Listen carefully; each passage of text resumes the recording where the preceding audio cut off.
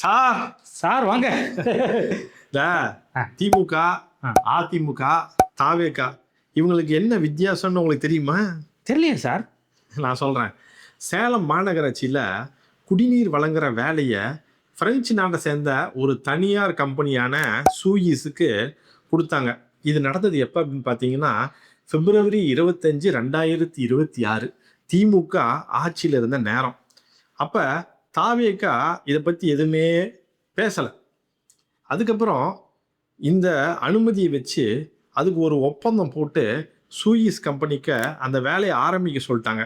இது நடந்தது வந்து பார்த்தீங்க அப்படின்னா June 19, 2026 தாவேகா ஆட்சிக்கு வந்ததுக்கு அப்புறம்.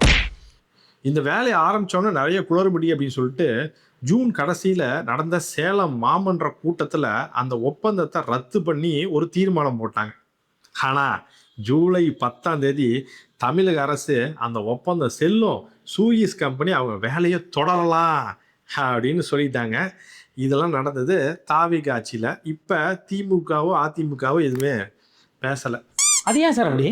ஏன்னா இந்த குடிநீர் வளங்களை தனியாருக்கு கொடுக்கறது அப்படிங்கிறது அம்ருத் 2.0 அப்படிங்கிற மத்திய அரசு திட்டத்துக்கு கீழே வருது.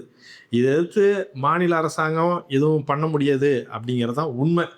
ஆனால் இதில் ஒரு விஷயம் என்ன அப்படின்னா, இந்த மாதிரி குடிநீர் வளங்கள் அப்படிங்கிறது தனியார் கையில் தான் இருக்கும், போகும் அப்படிங்கிற உண்மையை இந்த மாதிரி மாநில கட்சிகள் மக்கள்கிட்ட வெளிப்படையாக பேசணும்.